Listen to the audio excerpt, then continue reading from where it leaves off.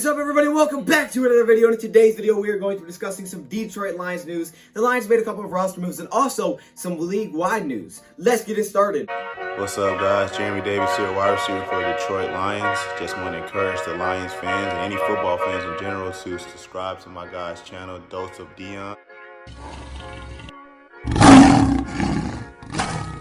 Welcome everybody to another video. Glad you guys are here. It is good to be back to discuss some more Detroit Lions. Now, today is not a training camp update video. Instead, it's just some roster moves and also some league-wide news that we're going to discuss. And also, I think I beat ESPN, so I'm really proud of myself. I got to give myself a little clap for that one. We'll get to that in a second. Now, before we get into the video, let's go check out the whiteboard-worthy comment of the day. 13 days, baby. 13 days until the Detroit Lions season kicks off. 10 days. 10 days until the NFL season starts. Guys, tomorrow we're going to be in the single digits. Think about this. Is this not getting you pumped? Are you guys as pumped as I am right now at home? If you're pumped, you know what? Let's do an exercise. What are we doing? Why I said do an exercise. All right, if you're pumped like I am, give me a clap. Let's go, baby. No? Okay, so let's get into today's video, man. Let's run through the Detroit Lions roster updates, things like that. Let's just get right into it, okay? So here is the roster moves that Detroit Lions made this morning. Of course, I will keep you guys up to date. A week from now, the Lions are going to have to cut down to that final roster to get prepared for the season. So Lions have a lot of cuts to make. I believe they're at 80 players right now. So they have a lot of cuts to make. I'll completely keep you guys updated with that, of course. But today, the Detroit Lions kind of made a little bit of a swap once again. So the Detroit Lions placed Nick Bawden, our fullback, on IR. Now, I wouldn't say this one's too surprising. I just didn't think he had an injury this serious. Nick Bawden was dealing with an injury in training camp. We knew that, but he was getting some rest days. I didn't think it was this serious. I really did not think Nick Bawden had any chance of getting placed on IR, and all of a sudden he does. That really does tell you why Jason Cavanaugh was getting reps at the fullback position, because it looks like he's going to be our fullback for next season. Now that Nick Bawden has been placed on IR, he will join Jayshon Cornell on IR. So that's super unfortunate, but he will not count to the final roster until, of course, they take him off IR if they want to. So he will not count to the roster, which is good for the Detroit Lions. So that does allow them to bring back, which they did today, Olive Sagapolu. So Olive Sagapolu, the defensive lineman that we released when, I would say a few days ago, we brought in Kevin Wilkins. You remember the blindside story, the defensive line guy, the very inspirational story, that defensive lineman? Well, when we brought him in, we released Olive Sagapolu. Now that Nick Bawden has been placed on IR, it opens up another spot for us to move back in Olive Sagapolu, get some more depth on that defensive line, and just continue to compete, because this is the last week before the Lions have to make these decisions. And I'm assuming it's a very tight race between guys like Pennicini, Olive Sagapolu, Wilkins, just the depth defensive line. I'm assuming it's very good race out there because, you know, they haven't released anybody. They haven't made any of those decisions yet. We know it's a really good competition battle going right now in special teams for long snappers and for punters. So there's a really lot of good competitions to keep an eye on. And like I said, I'm going to keep you guys updated once the Lions start making cuts. But as of now, that's what the roster moves were this morning. So Nick Bawden has been placed on IR. Super unfortunate, man. This guy's dealt with some injuries, and it just really stinks to see that because he's talented. I mean, he's a good fullback. Problem is, man, he just can't find a way to stay healthy, and that's what really stinks. But it does look like Jason Cavanaugh is probably going to make the final 53-man roster. When I made my final 53-man roster prediction, I didn't have Cavanaugh on it. I think I had him on the practice squad. But the reason I did that is because I didn't know that Nick Bawden was going to be placed on IR. That definitely changes things. Now it looks like Nick Bawden is going to be the fullback full-time, from linebacker to fullback. Kind of impressive, kind of what we saw from Nick Ballore. And plus, hey, in a pinch, you could throw him on the defense side of the ball if you want to. I mean, that's just a luxury that not a lot of other teams have with their fullback. Now, this is something that ESPN reported this morning, but I do believe I reported this yesterday. I just didn't really know I reported it. I will say that. We reacted to what the coordinators had to say about training camp and how everything was going. We talked about Corey Unlin, and Corey Unlin said in his interview or press conference, he basically said that he was going to be down on the field and he would be the one calling plays, obviously. That's what he said. I'm going to be the one calling plays, obviously. And I didn't really think anything of it at first, but in the video I said it and I was like, you know what? It sounds like he's saying that he's going to be the guy calling defensive plays, even though we thought it was going to be Matt Patricia. But I'm not making any speculation. Maybe he didn't necessarily mean it like that. I don't know how he meant it, but maybe he didn't mean it like that. But ESPN reports this morning that, hey, he's going to be the guy calling plays defensively. So people are wondering, okay, well, what the heck? You know, why is this happening? Why would a guy call plays if Matt Patricia's here? That's Matt Patricia's job. Well, the thing is, Matt Patricia is no longer a defense coordinator. Now, Matt Patricia can still call plays as defense coordinator. I have no problems with that. But the thing is, Matt Patricia is our head coach. His job is the whole team. No longer is his responsibility to just focus on the defense. He's kind of the guy that oversees everything, right? He's the head coach. He's not, from what it seems, going to be the guy calling plays defensively. He's going to be in there helping, Corey Unlin also said in his presser or his interview that, he would come up with the game plan. He would go to Matt Patricia. They would discuss it. Matt Patricia didn't like it. They would change some things up. That's how things would go. So Matt Patricia's still going to have a big part in this game. He's also going to be a guy with a game plan that really helps him set it up. But he's really going to be overseeing a lot of things. It's not going to be him out there calling the plays. And that's okay. I mean, some head coaches do that, some don't. Some call plays, some don't.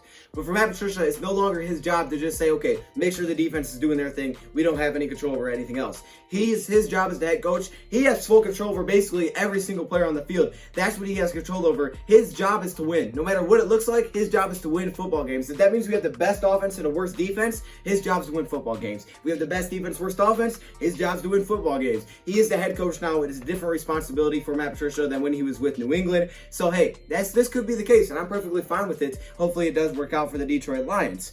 Now, other league-wide news, the Minnesota Vikings. I saw this. Somebody on Instagram sent me this. I think it's like Furroth. Is that how you say your name? But he sent me this on Instagram, and it was about the Minnesota Vikings. And basically it said that the Minnesota Vikings told Riley Reiff, who is their tackle, that they would release him if he does not take a pay cut. Oh my goodness, yo, what? What? Yeah. That's what they said. Now, I do believe they have a guy that can step in that role. Then they draft a guy this year, a tackle this year. But still, man, so they're basically saying, hey, you know what? We're going to release you if you don't take a pay cut. And the reason they have to do this, like my Yannick video yesterday, they didn't have the money. As soon as they traded for Yannick, they were negative, right? They didn't have enough money to pay for him. So they had to make some roster moves, restructure some contracts as soon as they brought him in. So now they asked Riley Reiff, and they're like, hey, Riley, if you don't take this roster cut, if you don't take this pay cut, we're going to release you. That is crazy. Are you serious? Wow. Okay, so that's definitely something to keep an eye on. I just think that's, whoa, okay. We'll see how that thing goes. Okay, good news here. The fantasy draft. I know a lot of people have been asking me. I did set up times for the 3 leagues. I just made them Tuesday, Wednesday, Thursday. I thought it'd be easy. If people can't make it, we'll try to adjust things. But if 1 or 2 people can't make it, we're probably just going to keep it going because, to be honest with you, I know there's a good chance that there's going to be a couple people that miss. I just know last year I missed, and I don't want that to be the case. Plus, we got to get this thing in because, again, there's only 13 days until the season starts, so we got to get this thing rolling. So that's kind of the plan this week, Tuesday, Wednesday, Thursday, 8 p.m. Now, I did not set up the non-members. I did not set up the channel members only one yet. I didn't put a time for that, but I did move it down to the players that need to be in. So we need 2 more people. So if you are a channel member, go to the community and join that league. Join that league for just the channel members because we do need, I think, 2 more spots filled to fill out that league. So definitely go over there, check that out, join that league, and we'll do that one on Friday, all right?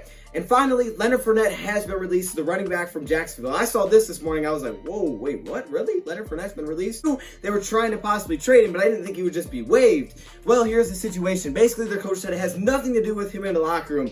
It's simply him on the field. Not him fighting on the field, but they just felt like they could replace him. They felt like they could replace Leonard Fournette in training camp, so they released him. Now, that's a little bit concerning. I'm not going to lie. No hate to the Jaguars, but they're not super good. And they released Leonard Fournette, who was a top pick a couple of years ago. So Leonard Fournette is no longer with the Jacksonville Jaguars. He is now available. He is set to get $4.7 million for the 2020 NFL season. They already did decline his 5th-year option. So $4.7 million for the 2020 NFL season. It's not anything crazy. But the question I've seen a couple of times is whether or not the Detroit Lions should go out and sign Leonard Fournette. Now, personally, I first off look at the Detroit Lions running back room and I say we don't need another running back. I don't know how many running backs Lions are going to keep, but I feel like we have a lot of talent here, and we're already going to have talent get a cut because we have so much talent at this running back position. I mean, Bo Scarborough, Ty Johnson, I think those 2 guys are kind of on the bubble right now. Jonathan Williams as well. And then you also got Jason Huntley, DeAndre Swift, and Kerryon Johnson, who I think are the 3 locks. Hopefully DeAndre Swift will get healthy soon, but I think those are the 3 locks, and I think the Lions probably will keep 4,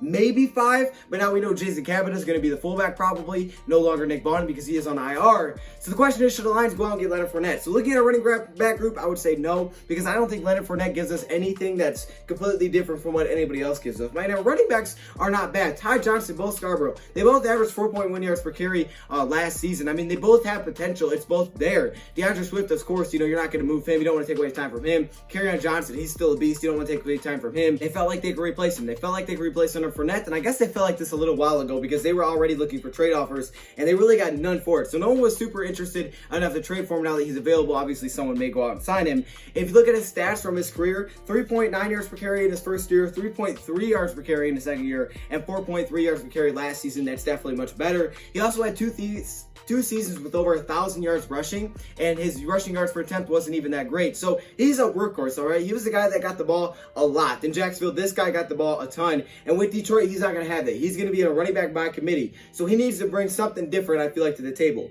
He also can catch. Last season, he did have 76 receptions, which was much more than the first 2 years even combined.